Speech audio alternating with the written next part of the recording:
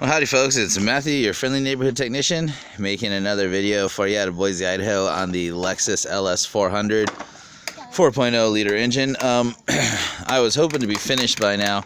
I am not, and I need to make a major correction. I want to explain why. First of all though, before we get into it, this is where I'm at today, Saturday afternoon. As you can see, I pretty much got the whole engine back together. I need to get my radiator back in, my fan shroud. I need to double check some of these nuts and bolts.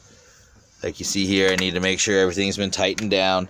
And now that I've got my AC system in all brand new and stuff, I need to go ahead and get a vacuum pulled and get that ready for recharge. I'm going to go ahead and recharge the AC system after I get the car started, pretty much around the same time that I burp, and make sure that the power steering and everything else is running correctly. So I am close to being done. Maybe a good another day or so, if that, getting it all together and stuff. But let me explain to you what happened. So if you go back and you watch my video that concerns installing the water pump, you'll see that I did a phenomenal job installing the water pump with my own RTV gasket laid down with RTV silicone, high temperature silicone. Okay, that's because on this vehicle there's some debate as to whether or not you use a gasket. If your water pump does not come with a gasket, there's a debate as to whether or not you use a gasket. Now, the factory or a pump you would get at a dealership, which is pretty pricey, does not come with a gasket. And as you can see, it has grooves.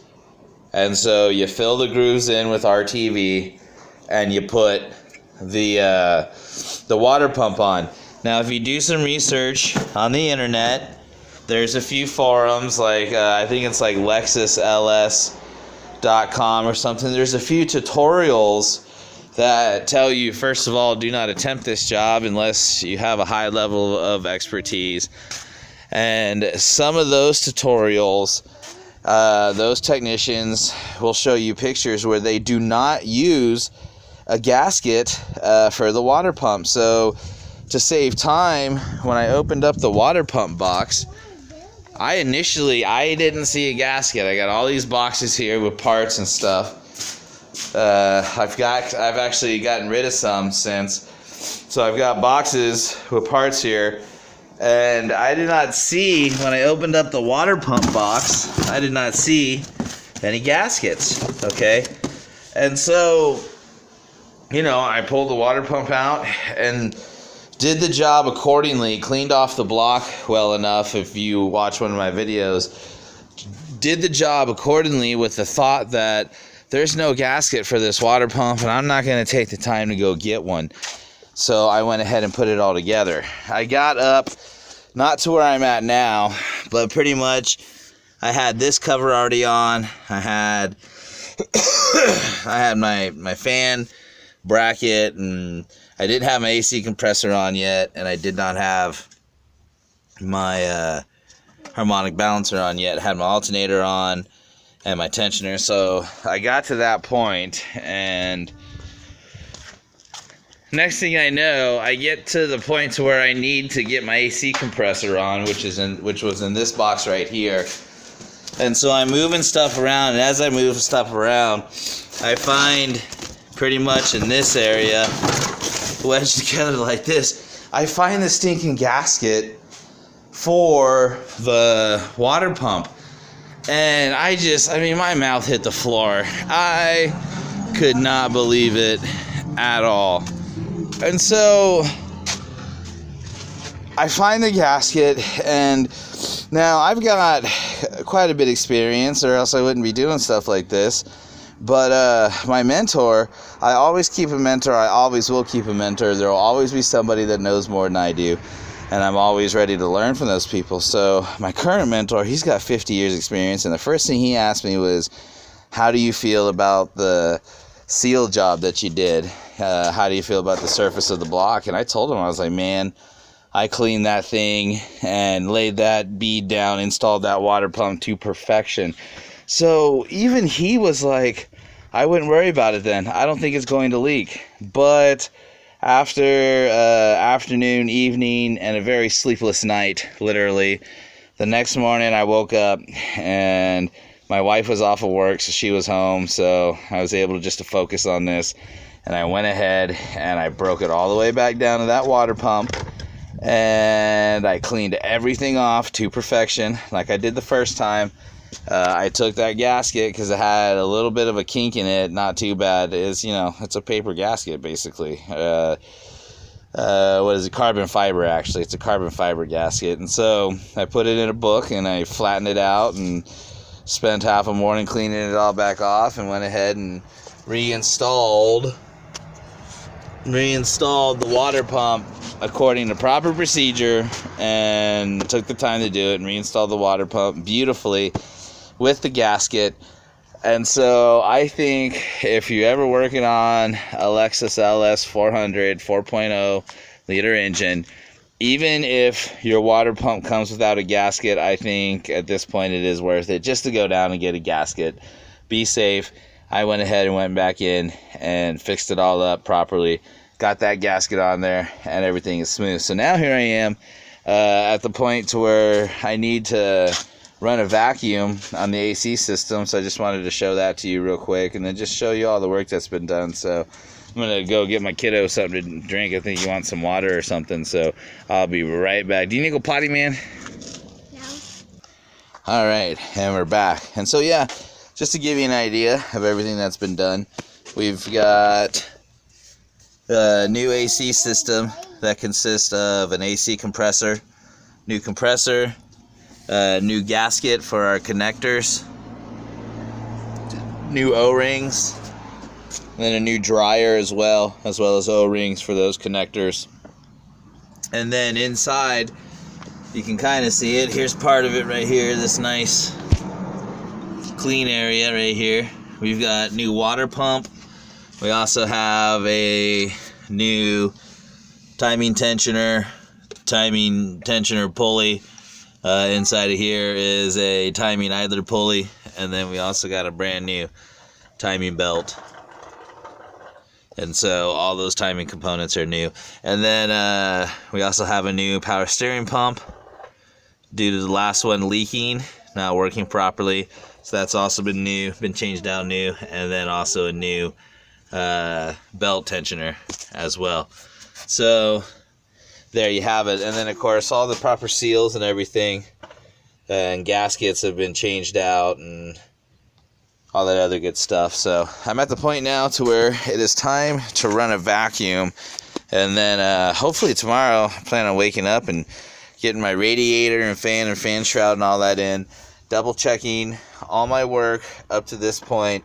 And then at that point it's like thermostat, some plumbing, upper and lower radiator hoses and stuff like that, and then plugs and wires. And then at that point start double checking, filling it with fluid and all that other stuff, and probably get this sucker started up and hopefully delivered Sunday or Monday.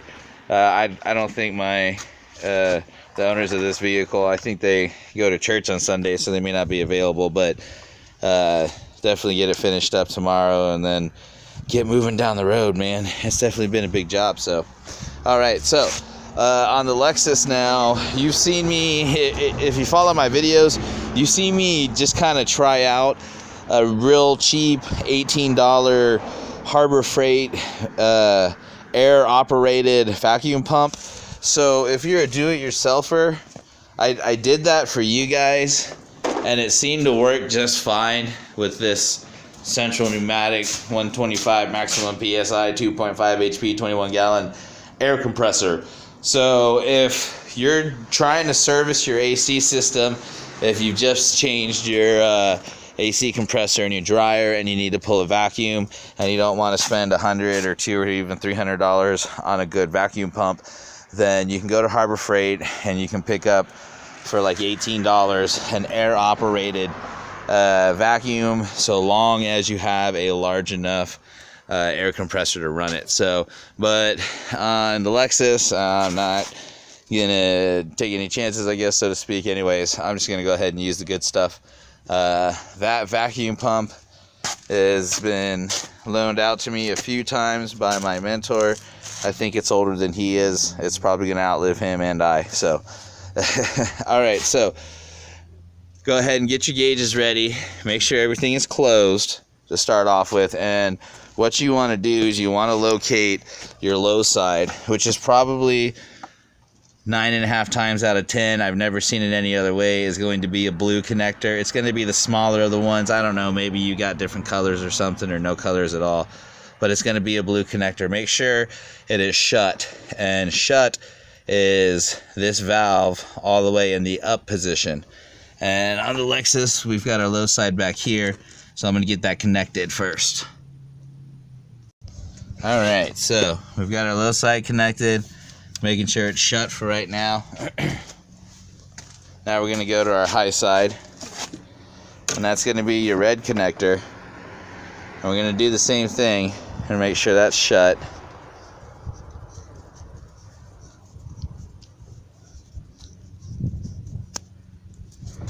Okay.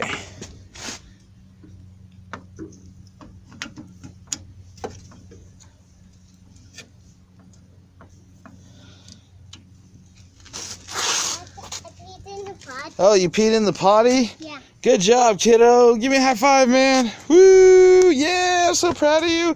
I'll get you a piece of candy here in a minute, alright? Alright, and then, sorry about that, guys. And then hook your high side up. It's going to be the larger of the two. It's going to be red. Again, make sure it's closed, okay? So just to review, we've got our blue low side. We've got our red high side. We've got that hooked up. Sometimes on your caps, there'll be an L for low and an H for high. So you'll be good there. And then make sure you've got your gauges shut. And this one is kind of neat because I've got an extra valve here to isolate the vacuum. So I'm just going to actually open that one up and make sure that my gauges up here are shut. I'm going to go ahead and pause it here one more time so I can praise my kiddo for going and pee on the potty and all that other good stuff. I'll be right back. Okay, and we're back. Alright, so now that we've confirmed that everything is hooked up and it's in good shape, I personally like to leave them closed. I like to leave everything closed. And let's go ahead and start our vacuum pump. I always like the noise that the vacuum pump makes.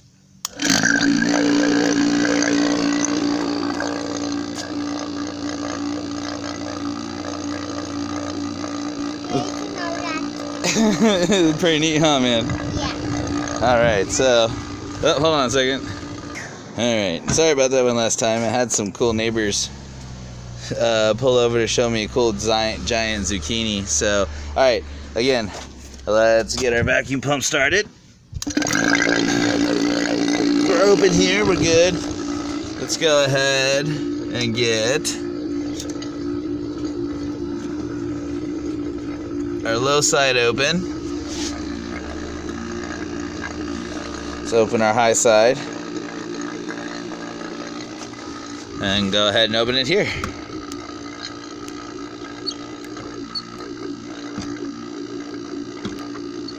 And as you open everything up, you're going to notice a difference.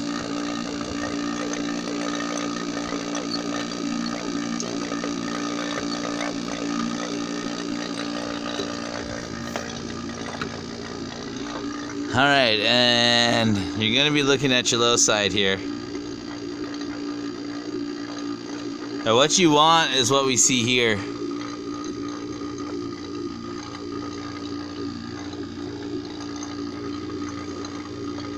Okay, and so past the 0, that's your measurement right there for when you're pulling your vacuum. Alright, and you want your measurement, as you can see where it's at. A good vacuum pump starting off, right off the bat, will pull like 20 inches of mercury, maybe even more. But after sitting for a good 20-30 minutes, you should be around 29 to maybe even 30 inches of mercury. And so what you're doing is you're creating your vacuum inside of your AC system.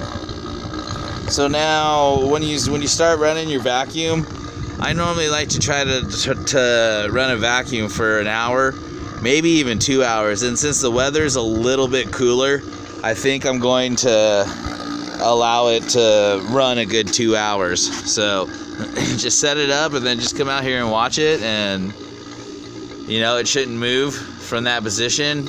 If there's any leaks or anything like that, like if you didn't get a good seal here, or if you didn't get a good seal on your lines, or maybe punctured a line or something, or any reason for there to be a leak, you'll notice it when you run a vacuum, because you won't be able to pull 29, 30 inches of mercury. You might only be able to pull 12 inches, 15.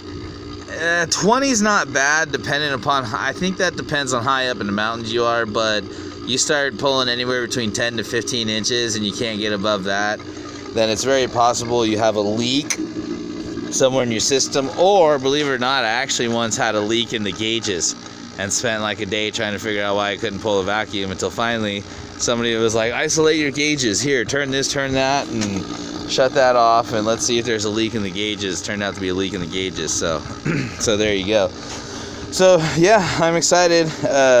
Get this vacuum pulled, and then like I said, we'll get a radiator and fan shroud and fan and all that in. Make sure I go over everything, make sure everything's been torqued down properly, and you know, like the idler pulley still needs to be installed. That's going to be brand new as well. Got to get my thermostat, that's going to be new. Get my plugs in. What I want to do before I do too much more is go ahead and get my harmonic balancer torqued down, and then I want to turn it 2 full revolutions, and per this mark I want to make sure that everything's going to line up accordingly, because if not, I need to stop, go back and reset the timing, because it's not worth it to blow up this engine. So but I'm pretty confident it should be alright. I've already turned the engine over a few times. So alright folks, so there we are on the Lexus. Here in the next day, should have a video posted of it running, and after that we'll get moved on to the next job. If you have any questions for any of your do-it-yourself projects, just shoot me a shout out in the comments. We can trade emails, and then if you ultimately need to, we can possibly trade phone numbers from there, and I can help answer some questions or walk you through any procedures or anything like that. So alright everybody, well thanks for coming and hanging out and watching my videos. Thanks for supporting me and my family. This is Matthew, your friendly neighborhood technician, signing off.